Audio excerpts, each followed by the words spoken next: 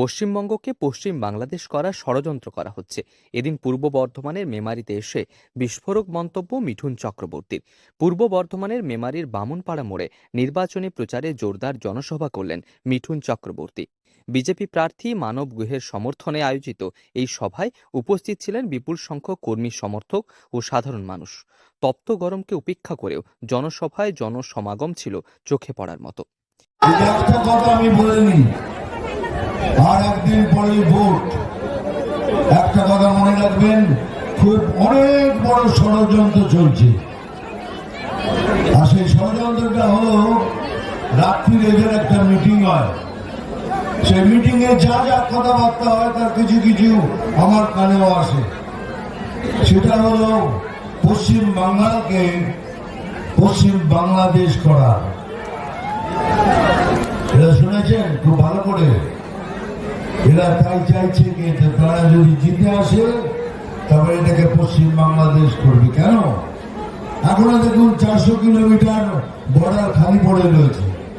প্রধানমন্ত্রী লিখেছেন, আমাদের গৃহমন্ত্রী লিখেছেন, আমাদের জমি দিন, এটা আমরা বন্ধ করে দিন।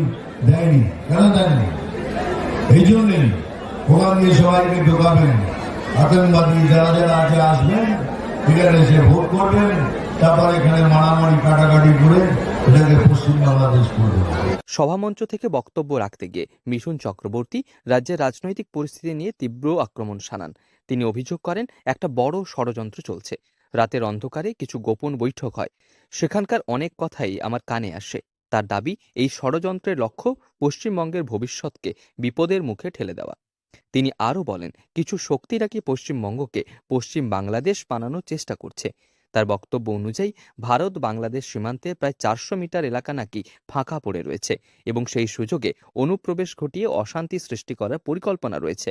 যদিও এই দাবির পক্ষে কোনো প্রমাণ তিনি সভামঞ্চে তুলে ধরেনি, তবুও তার এই মন্তব্য ঘিরে রাজনৈতিক মহলে জোর চর্চা শুরু হয়েছে। মিঠুন চক্রবর্তী দৃঢ় সুরে বলেন, আমার শরীরে যতদিন রক্ত থাকবে ততদিন কোনো শক্তি বাংলার ক্ষতি করতে পারবে না। কিন্তু আপনাকে বলে রাখি, আপনাদের স্বপ্ন কোনোদিন পূরণ হবে না। যতদিন আমার মতো একটা বাঙালি আছে আর আমার রক্তে 1 ফোঁটা রক্ত আছে, কোই মাইকা লাড়িয়ে কারণে হচ্ছে নাকি আমরা বিভাজন করছি। আমরা প্রথম থেকে বলে আসছি, বিজেপি মুসলমানদের বিরুদ্ধে নয়, বিজেপি ভারতীয় মুসলমানদের বিরুদ্ধে নয়, কিন্তু আমরা বিরুদ্ধে যারা আমাদের দেশে থেকে দেশের ক্ষতি করতে চায়, আমরা তাদের বিরুদ্ধে। আমরা বিভাজন করলাম কোথায়? আমরা তো বিভাজন করিনি, উনি করেছেন। দেখুন, আপনাকে একটা উদাহরণ দিচ্ছি। আমাদের পশ্চিমবঙ্গে 50,000 স্কুল আছে। 1 থেকে 5 অব্দি অনেক স্কুলে টিচারই নেই। যদি একটা টিচার থাকে, সে 5টা ক্লাসই নেয় আর সব সাবজেক্ট পড়ায়। কখনো কখনো তারা চাঁদা দিলে পর্যন্ত স্কুলটাকে চালায়। 165 কোটি টাকা দিলে এই সব কটা স্কুল সুস্থভাবে চলতে পারে। তিনি দেয়নি। কি দিয়েছেন? ওনারা মাদ্রাসাকে 5,713 কোটি টাকা দিয়েছে। আর আমাদের জন্য ঠেঙ্গা। তার মানে কে বিভাজন করছে? আমরা করছি না আপনি করছেন? বিভাজন আপনি করছেন।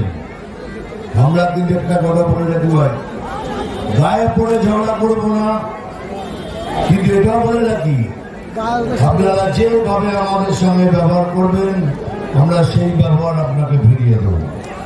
উল্লেখ্য, আসন্ন বিধানসভা নির্বাচনকে সামনে রেখে রাজ্যের বিভিন্ন প্রান্তে রাজনৈতিক দলগুলির প্রচার ক্রমশ তীব্র হচ্ছে। এই পরিস্থিতিতে এমন মন্তব্য রাজনৈতিক বিতর্ক আরও বাড়াবে বলেই মনে করছে ওয়াকিবহাল মহল। পূর্ব বর্ধমান থেকে সায়নী সরকারের রিপোর্ট, লোকাল 18 বাংলা।